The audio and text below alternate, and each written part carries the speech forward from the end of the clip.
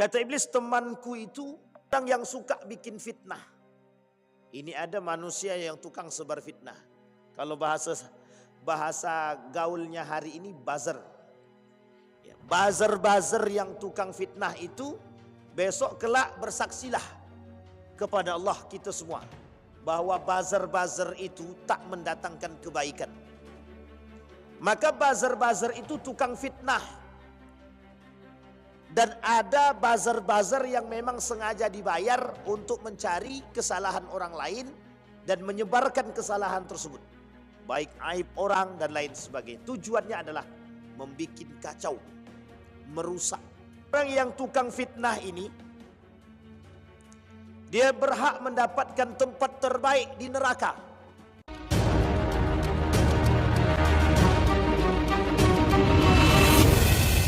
Alhamdulillahi Rabbil Alamin. Alhamdulillahilladzi an'ama bi ni'matil iman wal islam bihima tatimmus salihat.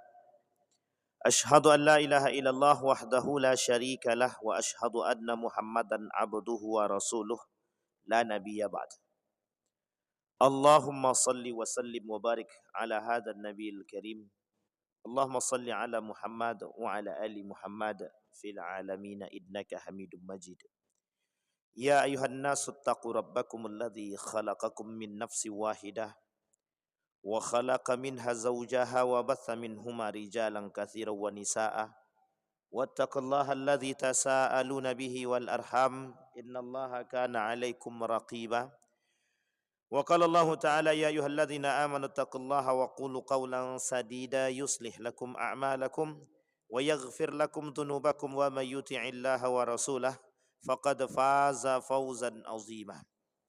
Puji syukur kehadirat Allah dengan mengucapkan alhamdulillahirabbil alamin. Berselawat kepada Nabi dengan mengucapkan Allahumma salli ala Muhammad wa ala ali Muhammad fil alamin innaka Hamidum Majid. Mudah-mudahan di maghrib ini Allah limpahkan rahmat dan karunia-Nya kepada kita semua. Mudah-mudahan kita yang berada di masjid ini Allah matikan dalam keadaan husnul khatimah. Allah istiqamahkan kita dalam kebaikan dan ketaatan kepadanya. Allah anugerahkan rumah tangga yang sakinah, mawaddah, warahmah. Allah kemudian menjadikan kita orang-orang yang selalu bersyukur akan segala nikmat yang diberikannya. Dan mudah-mudahan semua kita yang hadir di sini insya Allah berada dalam naungan Allah. Amin ya rabbal. Baik Bapak Ibu sekalian yang berbahagia. Di malam hari ini kita lanjutkan kajian kita, mudah-mudahan bisa selesai di sisa jumlah para sahabat-sahabat dan teman-teman iblis yang menjadi penghuni daripada neraka. Di dalam Al-Quran Allah berkata bahwa orang-orang yang sombong itu adalah bagian daripada sifatnya iblis dan berkawan dengan iblis. Wa idh qala lil malaikati isjudu li adama fasajadu illa iblis. Kalimat selanjutnya itu aba wastakbar. Kalimat selanjutnya itu aba wastakbar. Kata Allah, wa idh qala lil malaika, ketika Allah berkata kepada malaikat, sujudlah kalian. Wa idh qala lil malaikati isjudu li adama fasajadu, kata dia. Semua para malaikat itu sujud. Tapi kemudian illa iblis. Aba wastakbar. Kalimat yang Allah sampaikan dalam kalimat ini aba. Aba itu artinya enggan. Tak mau sama sekali dia menurut. Ketika iblis tidak mau tunduk kepada Adam, itu bukan berarti iblis bermaksiat kepada Adam. Tapi iblis bermaksiat kepada Adam, bermaksiat kepada Allah. Artinya apa? Tidak mau patuh terhadap perintahnya Allah. Kalimat aba, di situ Allah gunakan untuk menunjukkan kesombongan iblis itu sendiri.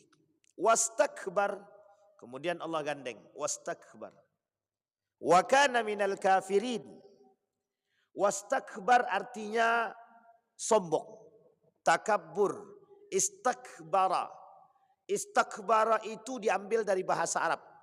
Artinya talabul kibr, meminta atau memiliki kesombongan. Jadi orang yang sombong itu sebenarnya beda tipis dengan iblis. Kalau Bapak Ibu melihat kasus hari ini, kesombongan Amerika mungkin beda-beda tipis dengan apa yang kita sampaikan. Kenapa kita katakan demikian? Kesombongan para pemimpin-pemimpin Amerika hari ini menganggap diri mereka Tuhan. Seolah-olah mereka bisa melakukan apapun yang ingin mereka lakukan. Tapi pada posisi itu mereka istakbara. Mereka orang kafir. Tapi istakbara. Istakbara, mereka munculkan kesombongan dalam diri mereka. Maka Bapak Ibu sekalian yang berbahagia, orang yang sombong yang kesombongannya itu berlebihan, sampai-sampai menganggap diri dia lebih daripada Tuhan, atau setingkat dengan Tuhan, atau hampir mencapai derajat ketuhanan, maka bisa dikatakan istakbara. Dan itu adalah kawan daripada iblis. Dan Allah kata wa kana minal kafirin. Dan orang-orang seperti itu termasuk dalam golongan orang-orang yang kufur kepada Allah. Nah, Bapak Ibu sekalian yang berbahagia, kemarin kita sudah jelaskan kalimat ablasa. Ablasa itu artinya orang yang menutupi diri. Ablasa orang yang tidak mau tunduk kepada Allah. Ablasa orang-orang yang jauh daripada rahmatnya Allah, yang tidak membutuhkan rahmatnya Allah. Maka kalimat ablasa atau balasa itu kalimat yang disandingkan kepada manusia yang memiliki sifat seperti iblis. Kemarin kita sampai pada nomor yang yang kelima, Al-Fattat. Al-Fattat itu salah satu karakter kata iblis ketika berkomunikasi dengan Allah, dengan Rasulullah. Kata iblis, temanku itu yang kelima Fattat. Fattat itu orang yang suka bikin fitnah. Ini ada manusia yang tukang sebar fitnah. Kalau bahasa gaulnya hari ini buzzer. Ya, buzzer yang tukang fitnah itu besok kelak bersaksilah kepada Allah kita semua bahwa buzzer itu tak mendatangkan kebaikan. Maka buzzer itu tukang fitnah. Dan ada buzzer yang memang sengaja dibayar untuk mencari kesalahan orang lain dan menyebarkan kesalahan tersebut. Baik aib orang dan lain sebagainya. Tujuannya adalah membuat kacau, merusak. Sehingga orang-orang yang tukang fitnah ini, dia berhak mendapatkan tempat terbaik di neraka yang sudah Allah janjikan bagi mereka. Kenapa demikian? Karena Fattat itu masuk dalam kategori kezaliman. Dia telah menzalimi orang lain. Dia menzalimi orang yang tidak seharusnya dizalimi. Sehingga tukang buat fitnah ini menjadi penghuni neraka. Bapak Ibu sekalian yang berbahagia, di tengah umat hari ini itu sangat banyak tukang fitnah. Dan itu sudah menjadi karakter kebiasaan. Bahkan mohon maaf, tukang fitnah-fitnah seperti itu memang sengaja dipelihara. Nah, ini yang harus Bapak Ibu pahami. Baik, itu Fattat. Sekarang Bapak Ibu masuk kepada yang keenam. Yang keenam itu kata Nabi, kata iblis kepada Nabi, sahibuz zina. Kelak yang menjadi kawanku di hari kiamat, kata iblis. Yang keenam, sahibuz zina. Siapa sahibuz zina itu? Pelaku zina. Bukan orang yang berkawan dengan pezina, bukan. Tapi lebih tepatnya sahibuz zina. Bahasa Arabnya lebih sederhananya zani. Az-zani waz-zaniyatu fajlidu kulla wahidin minhuma mi'ata jaldah, kata Allah. Orang yang berzina, baik laki-laki maupun perempuan, baik tua maupun muda, yang berzina, baik yang sudah menikah maupun yang belum menikah. Kalau yang sudah menikah, zinahnya itu perselingkuhan. Kalau dia nikah 2 tak masalah. 3, 4 okey. Ini bukan nikah tapi berzina. Alasannya adalah rumput tetangga lebih enak daripada rumputnya sendiri. Itu masalah tuh. Masalah. Makanya Bapak Ibu jangan sering-sering dengarkan lagu rumput tetangga itu. Itu lagu tak benar itu. Tak benar lagunya sama sekali itu. Nah ini penting. Tapi kalau lagu Ahmad Dhani itu mungkin boleh diperhitungkan itu. Ketika istri pertama merajuk, lari ke rumah istri 2. Berarti kan resmi gitu. Nah, tapi itu bukan perselingkuhan. Artinya begini Bapak Ibu. Yang disampaikan oleh Nabi adalah sahibuz zina. Orang-orang yang melakukan perbuatan zina. Pelaku zina itu sendiri. Kenapa pelaku zina itu menjadi kawan daripada iblis? Apa esensinya? Ini kalimat yang paling penting. Esensi mengapa iblis mengatakan bahwa pelaku zina adalah kawanku adalah mereka tergiur dan tertipu dengan hasutannya. Iblis punya siasat. Maka Bapak Ibu, mohon maaf, betul mohon maaf.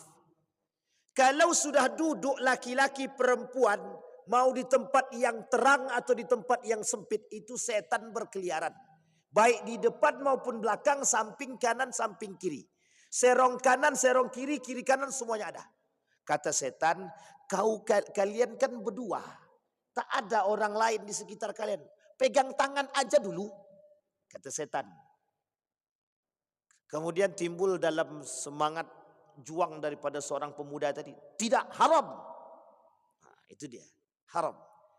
Kata iblis tadi, okeylah kalau itu haram. Pandang-pandang aja.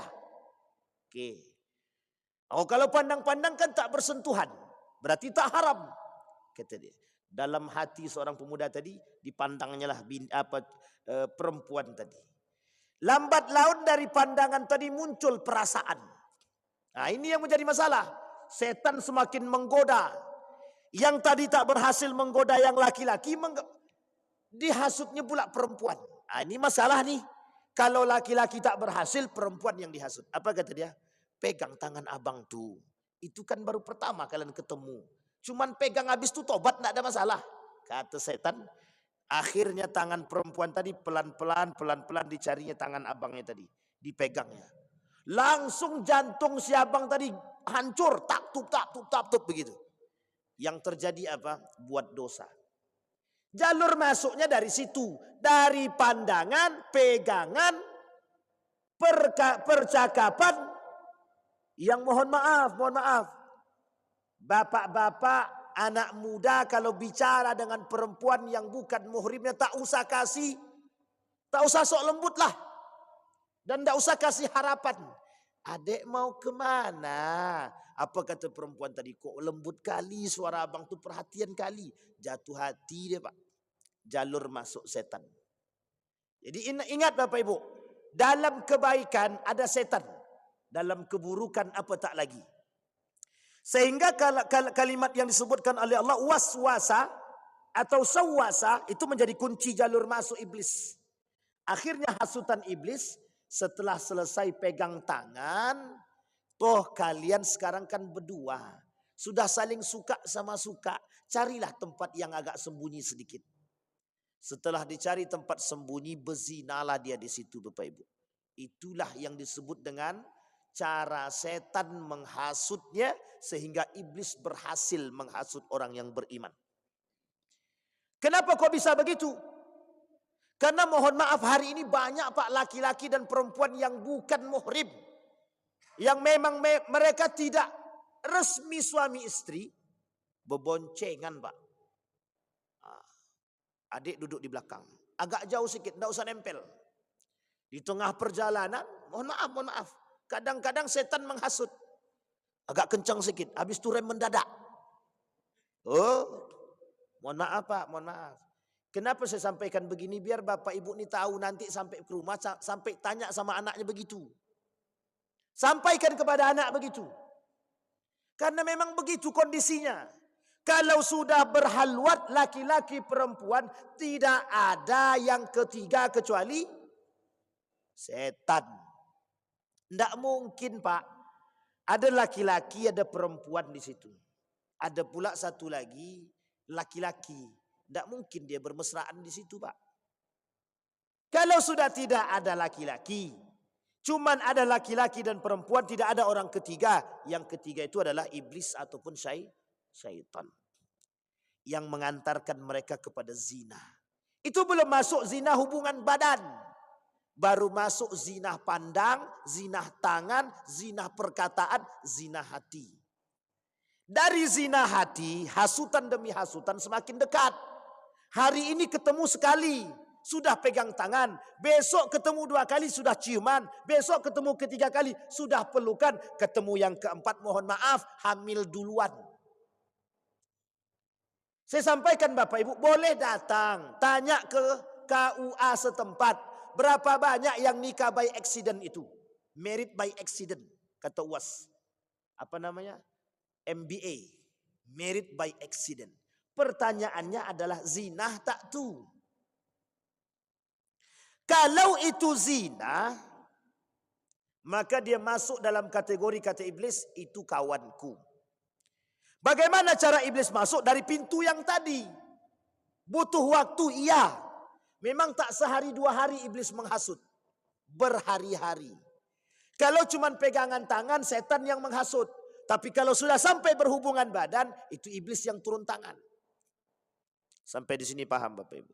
Seorang suami yang sudah menikah, seorang suami lelaki yang sudah menikah jadi suami, bisa terpeleset hanya karena mohon maaf. Hanya karena siapa? Hanya karena tetangga. Hanya karena istri orang. Hanya karena Daud muda. Dan lain sebagainya. Nah, kembali kepada poin tadi Bapak Ibu. Sekarang apa esensi yang lain daripada sahibuz zina yang dikatakan oleh iblis dia menjadi kawanku? Kata Nabi memang penghuni kelak di akhir kiamat itu, di akhir zaman itu kata Nabi memang pelaku zina semua. Tidak mayoritas. Tapi hampir semua orang-orang pede berzina dan yang hilang dari mereka adalah al-haya. Kata para ulama al-haya'u minal iman. Malu itu sebagian daripada iman. Kata para ulama. Kenapa saya tak katakan kata Nabi? Karena hadisnya dhaif jiddan, lemah sekali. Maka saya katakan perkataan ulama. Al-haya'u minal iman. Rasa malu bagian daripada iman. Sekarang kenapa banyak orang berzina di depan umum tak punya iman? Makanya kata iblis, kawanku sudah banyak. Jadi tak perlu cari kawan. Tak perlu iblis menghasut. Kenapa? Karena sudah banyak iblis-iblis yang lain. Nah, ini yang harus kita pahami Bapak Ibu. Maka Bapak Ibu sekalian yang berbahagia, untuk menghapus karakter-karakter keiblisan yang ada di dalam diri kita ini, perlu satu ilmu yang disebut dengan riyadhah.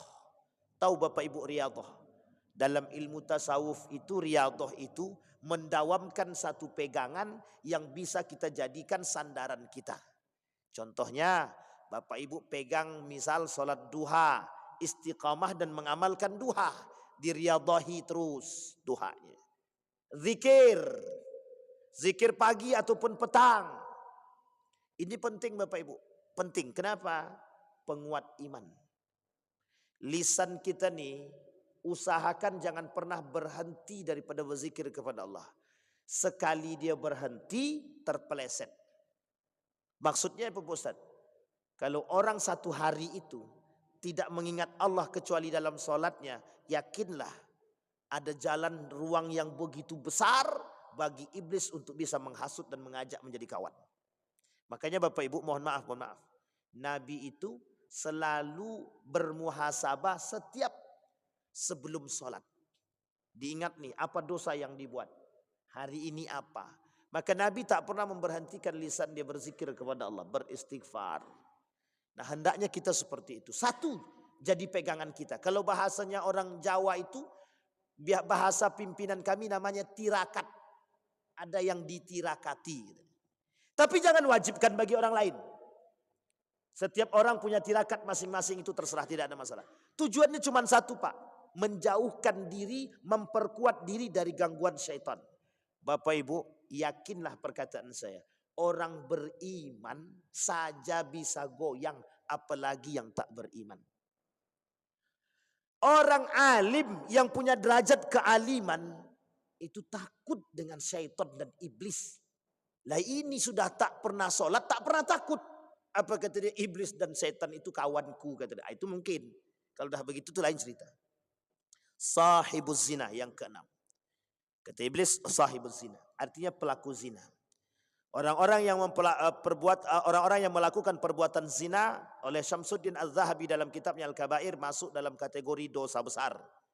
Orang yang melakukan dosa besar ini mereka layak mendapatkan tempat yang dijanjikan kecuali mereka bertobat kepada Allah. Orang yang bertobat kepada Allah, Allah terima tobatnya, tapi mereka kalau tidak bertobat kepada Allah, mereka terjerumus dalam neraka-neraka yang sudah dijanjikan oleh Allah. Apa kata Allah di dalam Al-Qur'an? Uiddat lil kafirin.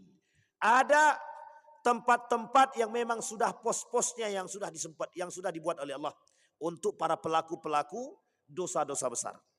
Itu yang pertama. Yang keenam. Kemudian yang ketujuh, akilu malil yatim. Orang yang suka makan harta anak yatim. Mungkin kalau makan langsung agak takut sedikit. Nah, sekarang Bapak Ibu, orang tua yang punya anak dan sudah meninggal bapaknya, yatim apa tak yatim? Kalau meninggal ibu namanya piatu. Kalau meninggal bapak namanya yatim. Katanya begitu. Sekarang Bapak Ibu perhatikan baik-baik. Saya tak kemana-mana. Saya ke rumah saja. Yang di rumahnya ada anak yatim yang ditinggal mati oleh bapaknya. Jangan pernah pakai duit anak itu sampai dapat izin dari anak itu. Sampai di sini paham Bapak Ibu? Ini perlu kita pahami dan perlu kita perhatikan sedemikian rupa. Karena Allah sangat membenci orang-orang pelaku pemakan harta anak yatim. Kita ambil contoh. Ada lembaga-lembaga atau panti asuhan yang sembarangan berbuat. Mereka jalankan proposal untuk mencari bantuan dana untuk anak-anak yatim yang dimasukkan ke dalam panti asuhan tersebut. Mereka bagi. Lebih banyak mereka yang dapat ketimbang anak yatim atau anak yang di panti asuhan. Ingat baik-baik Bapak Ibu. Itu masuk dalam kategori orang yang diperangi oleh Allah. Kata Allah begini dalam hadisnya. Hadis qudsi. Kata Nabi dan kata Allah. Qala Nabi SAW wa qala Allah Ta'ala. Thalathatun ana khasmuhum yaumal qiyamah. 3 perkara yang bakal menjadi musuhku kelak di hari kiamat. Kata Allah. Satu di antaranya. Orang yang rajulun ba'a hurran fa'akala thamanahu. Seorang yang mohon maaf. Memakan harta orang merdeka. Diperjualbelikannya anak yatim tadi. Diambilnya manfaat dari anak yatim tadi. Kau yatim. Ada 10 orang anak yatim. 10 anak yatim ini dipungutnya. IRA itu. Diawasi. Dijaga. Kemudian tahu orang. Kalau ini adalah anak yatim di rumah dia. Banyak orang datang mengantar bantuan. Ingat. Bantuan itu datang bukan untuk Anda, tapi bantuan itu datang untuk anak yatim. Anda memasak untuk anak yatim, Anda makan dari situ boleh. Kalau Anda sebagai seorang penjaga. Contoh orang tua. Anak di rumahnya yatim, dapat bantuan beras 10 kilo dari tetangga. Maka ketika ibu ini memasak untuk anak yatim tadi, ibunya boleh makan daripada nasi yang dimasak ibunya tadi. Kenapa kok boleh? Penjaga. Kemudian anak tadi dikasih duit. Ini 300.000 untuk anak yatim. Haram bagi ibunya memakai duit anak ini untuk kepentingan pribadi. Kecuali kepentingan anak atau sudah mendapat persetujuan daripada anak. Nak, boleh ibu pinjam duit ini. Kata anaknya, jangan dipinjam Bu, untuk ibu aja. Ambil, halal. Sampai di sini paham Bapak Ibu? Tapi kalau dikasih duit anak yatim tadi, dimanfaatkan. kemudian dipakainya untuk membeli kerudung dan lain sebagainya dalam keperluan pribadi, hukumnya haram.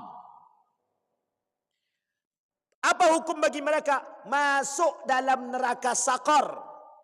Ma lakum fi sakar. Lam naku minal musallin. Wa lam naku nut'imul miskin. Masuk dalam kategori itu, Pak. Dan itu dilaknat oleh Allah. Yang paling dekat dengan anak yatim itu siapa? Pengasuhnya. Dan yang paling mudah terjerumus juga pengasuhnya. Makanya mohon maaf Bapak Ibu, orang yang memelihara anak yatim kata Nabi, hataini kata Nabi, seperti ini. Nabi bersama mereka di surga seperti ini, saking dempetnya. Sampai di sini paham. Tapi kalau mereka menyeleweng dari perbuatan yang sesungguhnya, wa ya'kuluna malal yatim, mereka makan harta anak yatim meskipun 100 rupiah yang mereka makan haram. Berat apa tak berat kira-kira? Nah, sekarang Bapak Ibu mohon maaf, itu menjadi trending hari ini dalam mengumpulkan dana. Jadi semakin banyak anak yatim dipungut, semakin elok, semakin bagus. Kenapa? Akan semakin banyak duit yang datang. Dikumpulkannya anak yatim. Ketika dikumpulkan anak yatim, otomatis anak yatim ini anggaplah 10 orang. Setiap 10 orang ini dapat 300.000. 300 kali 10 berapa Pak? 3 juta. Apa kata dia?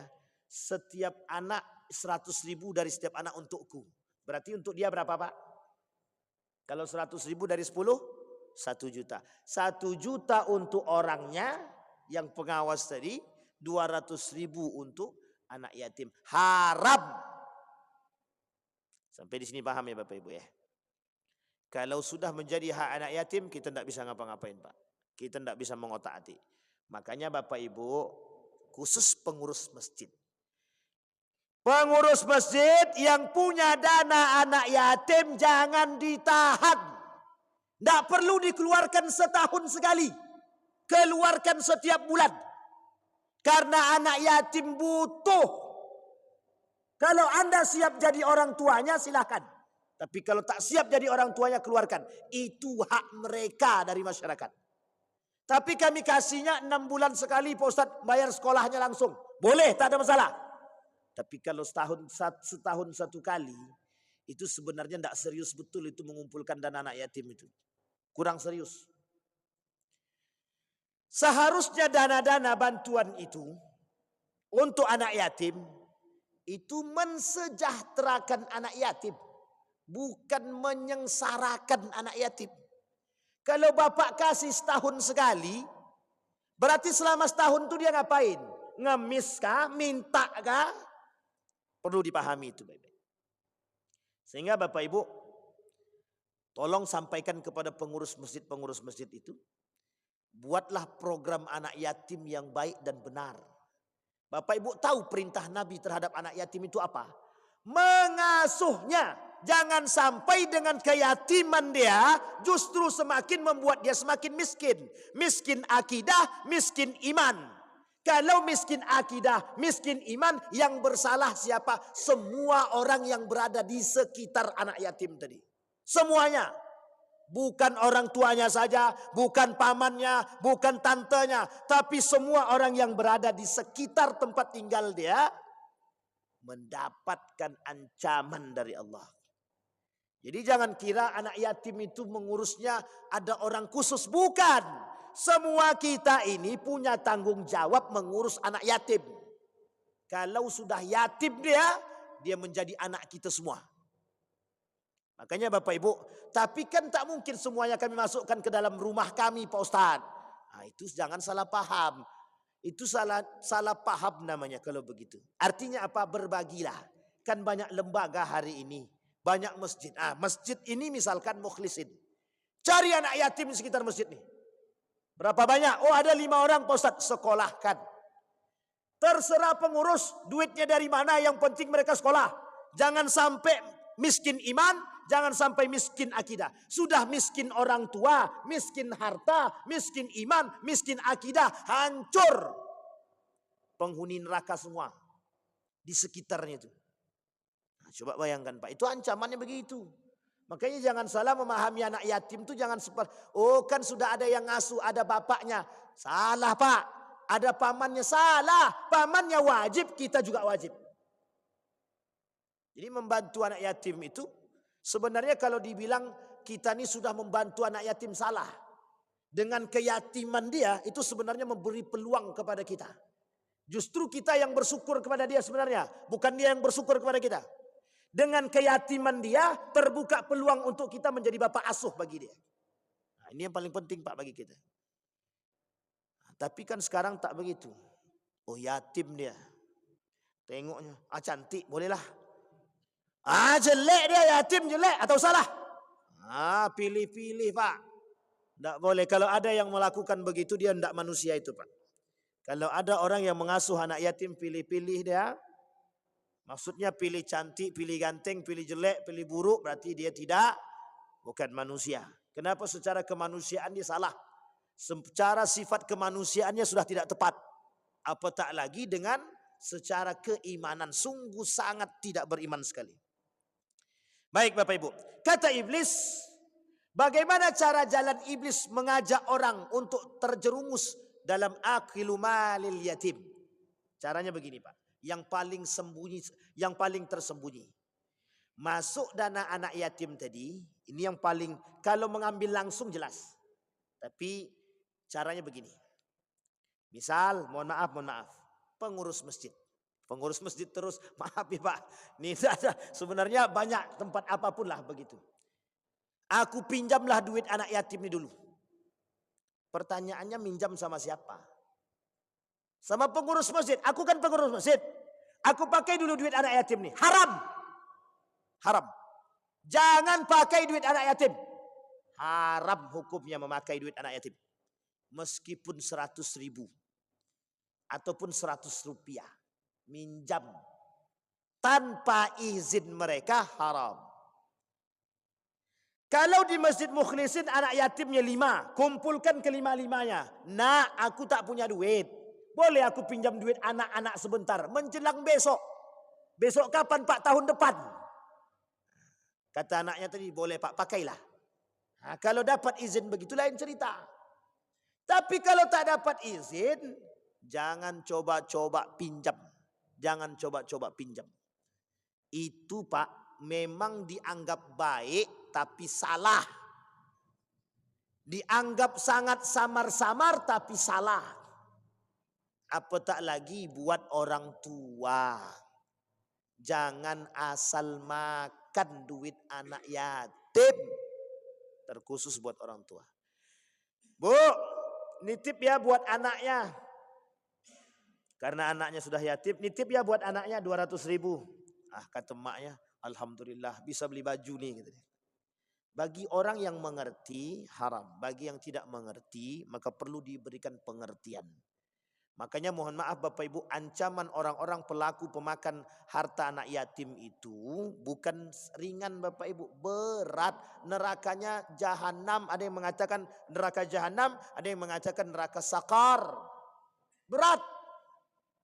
Bahkan mohon maaf sampai-sampai bisa dikatakan pelaku dosa besar. Wa illam yatubu ilallah, ketika dia tidak bertobat kepada Allah, maka janji Allah bagi mereka neraka. Tapi kalau mereka bertobat, dia harus mengganti uang itu, kemudian barulah Allah terima tobat mereka. Nah, coba bayangkan Pak, sudah berapa banyak duit anak yatim kita makan? Ini untuk kita, bukan Pak, untuk semua Pak. Baik lembaga yang melakukan, maka hati-hati Pak. Lembaga yang mengumpulkan dana anak yatim, perhatikan betul-betul. Anda tidak boleh mengambil harta anak yatim. Kalau Anda tak siap, jangan kumpulkan. Jangan menjadikan anak yatim itu ladang untuk mencari duit. Masuklah dalam yang tadi dikatakan oleh Allah dalam hadis kursinya. Mereka dimusuhi oleh Allah, diperangi oleh Allah. Yang keberapa tadi itu? Ketujuh. Sampai di sini bisa dipahami Bapak Ibu? Saya mengajak Bapak Ibu kalau ketemu dengan pelaku-pelaku demikian sampaikan, jangan diam. Jangan diam. Biar banyak yang sadar. Yang kedelapan, al-mutahawin bis salati. Orang yang suka lalai solat dan meremehkan solat. Ada orang yang meremehkan solat banyak. Apa contoh meremehkan solat itu? Solat itu, nak solat nak, bentar lagi mak. Sedang belum habis game-nya lagi, sikit lagi, sikit. Bang, solat bang. Entar itu lagi ada pelanggan. Pelanggan cuma satu padahal. Selesai pelanggan satu tuh harusnya bisa. Cara iblis menghasutnya begini. Ketika pelanggan satu pergi, datang pelanggan kedua. Kalau Bapak tak percaya, coba. Paling banyak pelanggan itu datang ketika waktu solat. Pas kita mau solat, pelanggan datang tuh. Kalau kita tak takut, kalau kita takut dengan kehilangan harta, maka semakin banyak pelanggan itu datang. Datang 1, 2, 3, alhamdulillah, udah ngucapin alhamdulillah pula lagi tuh, alhamdulillah pelanggan banyak, tapi dia solat tinggal itu, solatnya diremehkan itu, dilalaikan. Nah, disebutkan oleh para ulama, yang disebutkan meremehkan solat itu banyak. Satu, orang yang bermain dengan solat. Yang kedua, orang yang melalaikan solat. Yang ketiga, orang yang memandang solat itu tidak penting. Yang keempat, orang yang menganggap bahwa dengan solat itu bukan semakin menjadi takwa kepada Allah, tapi justru semakin menghabiskan waktu. Banyak, begitu banyak Pak. Sekarang saya tanya sama Bapak, solat itu wajib apa bukan wajib? Sekarang saya tanya sama kita semua, bagi kita semua nih, solat itu hobi atau wajib? Nah, wajib kan? Makanya solat itu jadi biasa-biasa aja Pak. Kenapa begitu? Kalau pengen solat itu abadi sama kita, jadikan solat itu hobi. Kalau hobi, apapun yang terjadi, mesti kita tinggalkan. Contoh main futsal. Tengah malam sekalipun, karena memang hobi, datang dia. Tapi coba kalau tidak hobi, tidak mau. Kalau kau tak datang, besok latihan militer, aku kubur hidup-hidup. Mau tak mau datang kan? Begitulah Pak bahasa kita hari ini. Kita solat karena terpaksa, karena ancaman Allah. Kalau tak diancam sama Allah, kita tak akan solat. Makanya mohon maaf, reward yang Allah berikan dan ancaman yang Allah berikan di dalam Al-Quran langsung surga dan neraka. Coba bayangkan surga dan neraka itu ditampakkan sama Allah. Kira-kira ada enggak yang enggak solat tepat waktu? Woi, penuh masjid nih Pak, sampai lantai 3 mungkin. Kenapa? Semua orang berbondong, nampak di neraka jelas. Tapi karena neraka ini tak nampak, Allah sifatkan dengan sifat kehati-hatian. Disinilah Pak butuh iman yang sesungguhnya itu.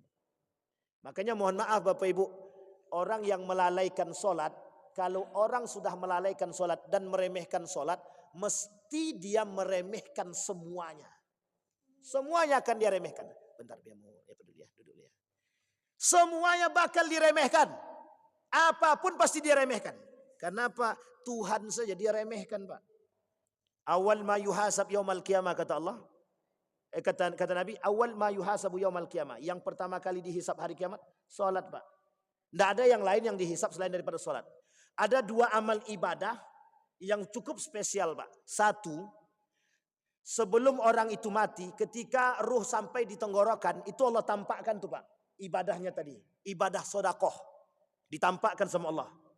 Yang lain tak ditampakkan, cuma sodakoh saja yang ditampakkan. Puasa nak ditampakkan. Tapi sodakoh ditampakkan.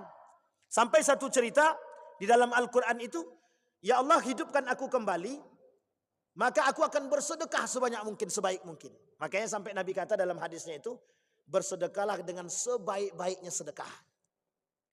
Suatu ketika seorang pemuda, ketika berjalan di padang pasir, bertemulah dengan seorang yang miskin, yang sedang berada dan duduk di tempat itu. Ketika duduk, dia punya makanan satu.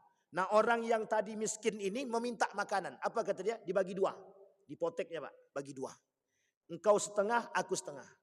Sebelum pemuda tadi meninggal, ditampakkan oleh Allah. Inilah alasan kenapa muncul dalam ayat Al-Quran itu, hidupkan aku kembali, maka aku akan bersedekah sebaik mungkin. Itu Pak, dalam surat Al-Munafiqun. Kenapa? Karena pemuda tadi ditampakkan oleh Allah pahala tadi. Sampai-sampai dia berkata, kalau tahu sebagus ini pahalanya, aku kasih semua. Ada dua dalam ayat Al-Quran, Pak. Satu, ya Allah hidupkan aku kembali, maka aku akan beramal soleh. Yang kedua, ya Allah hidupkan aku kembali, maka aku akan bersedekah. Amal ibadah yang pertama ini tampakkan ketika ruh berada di tenggorokan. Yang kedua Bapak Ibu, ibadah yang dihisap di hari kiamat cuma solat. Hari kiamat yang pertama sekali dihisap. Kalau si solatnya tak benar, jangan pernah berharap masuk surga duluan. Cuci. Ini gimana orang gak pernah solat kok. Tapi Ustaz puasanya rajin. Sedekahnya jalan. Baik sangat akhlaknya kepada manusia. Kemudian sopan santun terjaga. Solat tak dia. Itu masalahnya Ustaz. Dia tak solat. Nah, kalau ada bapak ibu punya anak perempuan ataupun laki-laki, hati-hatilah. Carilah calon menantu itu. Yang pertama kali kita hitung. Yang pertama kali kita tengok solatnya. Di mana dia solat? Anak laki-laki itu solat dia. Di mana solat? Di rumah. Jangan lagi. Jangan nikahkan lagi. Kalau laki-laki solatnya masih di rumah, ragu-ragu kita tuh Pak. Kasih syarat. Kau mau nikahkan anakku? Ya, solat di masjid. Pas sebelum nikah Pak, disolat ya di masjid. Setelah menikah, tak pernah lagi ke masjid ya. Kan syarat aja Pak, kata dia. Nah, ini muskilah kita. Bapak Ibu sekalian yang berbahagia. Di dalam kitab Al-Kabair karangan Samsuddin Az-Zahabi itu, tentang perkara dosa besar tentang solat. Dan di dalam kitab yang lain, perkara solat itu menjadi satu bahasan khusus Pak. Ancaman bagi mereka yang melalaikan solat. Itu neraka sakar. Tadi yang sudah kita sampaikan. Malakum fi sakar. Kenapa kalian masuk ke dalam neraka sakar? Lam nakum minal musallin. Kami tidak solat. Pertanyaannya, betulkah orang yang tidak solat masuk ke dalam neraka sakar? Ternyata di dalam kitab Ibnu Katsir, tafsir Ibnu Katsir, dipahami bukan begitu. Bukan orang yang meninggalkan solat. Orang yang melalaikan solat. Kalau meninggalkan solat bagaimana? Kalau dia meremehkan solat, mengingkari solat, meninggalkan solat, neraka jahanam. Coba bayangkan Pak. Tapi sebagian ulama mengatakan sakar. Sebagian lagi mengatakan neraka jahanam. Jadi Bapak Ibu sekalian yang berbahagia. Pada akhir zaman itu kata Nabi, memang solat itu menjadi satu kewajiban tapi yang ditinggalkan. Boro-boro jadi hobi. Wajib saja mereka tinggalkan. Maka ketika orang meninggalkan solat, maka semua kewajiban yang lain akan mudah mereka tinggalkan. Kenapa demikian Bapak Ibu sekalian yang berbahagia? Karena gerbang kita begitu Pak. Itu poin penting Pak. Allah sampaikan di dalam Al-Quran itu, solat bisa mencegah perbuatan keji dan mungkar. Kenapa ada orang masih solat, tapi kok masih melakukan perbuatan mungkar, perbuatan keji? Ini menjadi tanda tanya bagi kita. Betul apa salah kalimat itu? Tidak salah Pak. Yang salah apa? Yang solatnya Pak. Kira-kira benar tidak solatnya itu? Makanya ulama fikih kata, tengok solat imam. Ulama tasawuf kata, tengok solat dia. Dah benar belum solatnya? Kemana dia menghadap? Oh, menghadapnya ke kiblat. Oke. Sekarang betul tidak menghadap kiblat itu secara wajah dan hati? Ternyata menghadap kiblat secara wajah, hati tidak. Hati masih menghadap anak gadis orang. Tapi mukanya menghadap kiblat. Ini poin penting yang harus kita sampaikan. Makanya mohon maaf kalau Bapak temukan ada orang solat tapi tangannya masih mencuri, ada orang solat masih mencaci dan memaki, perlu tanda tanya besar. Yang dia hadapkan kepada Allah itu apa? Wajahnya kah atau hatinya kah? Dalam ilmu tasawuf begitu Pak. Kalau dalam ilmu fikih dia Pak, asal menghadapnya wajahnya ke kiblat, selesai urusan. Itu dalam ilmu fikih. Tapi dalam ilmu tasawuf tak bisa begitu Pak. Yang perlu untuk dihadapkan itu bukan hanya wajah, tapi hati. Kenapa? Karena yang dibutuhkan oleh Allah itu. Anda datang kepada aku ini serius apa tidak? Kata Allah. Kalau tak serius, kenapa kau datang? Itu bahasa Allah. Makanya kalau ada orang solat dalam solatnya mengingat motornya takut hilang, itu curiga kita Pak. Dia tak bersandar seutuhnya kepada Allah. Wa mahyaya wa mamati lillahi rabbil alamin. Inna salati wa nusuki wa mahyaya wa mamati lillahi rabbil alamin. Wa mamati, hidup dan matiku aku sandarkan kepada Allah. Kata dia, ketika sholat, ya Allah aman tak yang motorku di luar, ya Allah belum aku kunci ya Allah. Sekali-sekali dikerjain sama Allah kan, hilang betulan, kalang kabut. Sampai di sini paham Bapak? Karena pada hakikatnya kita manusia ini tidak seutuhnya bersandar kepada Allah. Karena kita masih takut dengan terhadap segala sesuatu yang masih sifatnya materi. Makanya Bapak Ibu, kenapa penting mempelajari ilmu tasawuf itu? Kadang-kadang hati kita ini terlalu tinggi Pak. Terlalu tinggi. Tidak lembut, keras. Wajah kita menghadap kepada Allah, tapi hati kita menghadap kepada materi. Inilah yang kemudian dilakukan oleh para ulama-ulama sufi pada masanya untuk membersihkan hati. Itu butuh waktu bertahun-tahun Pak. Belajar fikih 5 tahun selesai Pak. Belajar hati, obat hati, penyakit hati. Itu sampai mati tidak akan selesai itu Pak. Kenapa setiap hari? Setiap hari kita harus berhadapan dengan hati setiap hari. Penyakit hati, semua hal. Sedang asik berjalan kita tengok, kita dengar. Ada orang yang saling mencaci memaki kiri kanan. Sedang jalan ke depan ada yang menggibah, kita ikut pula. Tak bersih hati kita Pak. Makanya kenapa Imam Al-Ghazali itu ketika dia jalan, Imam Syafi'i ketika jalan dia tutup telinga Pak. Pandang ke bawah. Ditutupnya telinga. Biar tak kotor hatinya Pak. Biar tak kotor hatinya. Kalau kita kan enggak, di mana ada perkumpulan di situ kita cari Pak. Pasti banyak pergibahan yang akan kita gibahkan. Nah, ini yang kemudian terjadi di tengah kita Bapak Ibu. Baik, al-mutahawin bis salah. Orang yang meremehkan sholat. Orang yang merendahkan sholat. Bapak Ibu, ini sebenarnya kalau dikaji dalam kajian perang pemikiran Bapak Ibu. Masalah sholat ini, itu poin penting sangat Bapak Ibu. Kenapa? Yang menjadi persoalan oleh sekelompok orang-orang tertentu. Saya ketemu Bapak Ibu dengan orang-orang yang mohon maaf. Mereka tidak sholat secara gerak. Tapi mereka sholat secara hati. Arti sholat itu apa? Zikir. Arti zikir itu apa? Mengingat. Maka kami sholat dengan mengingat Allah cukup selesai. Nggak perlu dengan gerak kata dia. Coba bayangkan Pak. Saya berhadapan dengan orang seperti ini Pak. Bertemu saya langsung dengan orang-orang yang menganut model-model seperti ini. Apa kata mereka? Kami sudah sholat. Kapan kau sholat? Cukup dengan mengingat Allah itu sudah sholat kata dia. Karena arti sholat itu zikir. Arti zikir itu mengingat. Maka kalau kami sudah ingat Allah, kami sudah sholat kata dia. Coba bayangkan Pak. Ini sudah aliran sesat ini Pak. Tapi mohon maaf Bapak Ibu. Ada pengikutnya. Banyak. Nah, ini kalau kita mau runut lagi Bapak Ibu. Kalau kita mau runut. Pada masa Imam Al-Ghazali. Pada masa Imam Syafi'i. Ada seorang ulama bernama Al-Hallaj. Kapan waktu saya ceritakan. Ini cocoknya yang menceritakan ini Al-Hallaj ini orang-orang filsafat. Kayak seperti Dr. Saidul Amin. Itu cocok. Dia paham itu Pak. Kita juga belajar Pak. Tapi biar mereka yang menjelaskan. Tanya besok sama beliau. Siapa itu Al-Hallaj? Bagaimana pemikiran dia? Pernah dengar nama Jalaluddin Rumi? Ini bukan El-Rumi. Anaknya Ahmad Dhani ya. Jalaluddin Rumi. Seorang ulama sufi. Banyak lagi ulama-ulama sufi itu. Syekh Siti Jenar.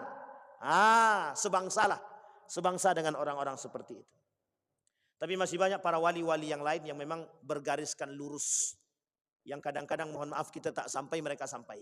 Bapak Ibu sekalian yang berbahagia, itu poinnya adalah dipelajari oleh orang-orang yang mempelajari ilmu tasawuf dan ilmu ma'rifah kata dia. Dan lain sebagainya. Baik Bapak Ibu sekalian yang berbahagia. Sampai kita pada nomor 8. Tersisa lagi 2. Kita selesaikan saja. Sikit lagi waktunya. Atau mau kita stop? Ini kalau kita lanjutkan panjang nih. Tapi kalau kita stop aja lah ya. Insyaallah. Baik. Kita sampai pada al-mutahawin bis salah. Artinya Bapak Ibu. Kalau kita tak pengen jadi kawannya iblis. Jangan pernah lalaikan sholat. Jangan pernah remehkan sholat. Yakinlah bahwa sholat yang kita lakukan. Mampu membentuk karakter kita. Dalam ilmu psikologi, mohon maaf Bapak Ibu ya, dalam ilmu psikologi, orang yang rajin sholat mesti akhlaknya baik. Tapi orang yang tidak rajin sholat, mesti akhlaknya tidak baik. Mohon maaf ya Bapak Ibu ya, sudah dilakukan penelitian oleh kawan saya. Ya mungkin penelitian ini tidak terlalu ilmiah. Tapi kita melihat Bapak Ibu, orang yang rajin sholatnya dan benar sholatnya, itu akhlaknya baik. Tapi uniknya kata kawan saya, ada orang rajin sholat, wuduknya baik, tapi akhlaknya nggak benar. Itu ada juga. Nah, kapan waktu kita bahas, mudah-mudahan bisa menjadi poin penting bagi kita. Mudah-mudahan bisa menjadi pembentuk karakter kita. Mudah-mudahan kita bisa semakin dekat dengan Allah dengan salat kita. Mudah-mudahan kita bisa semakin dicintai oleh Allah dan diridainya. Fa'tabiru ya ulil absar la'allakum tuflihun. Assalamualaikum warahmatullahi wabarakatuh.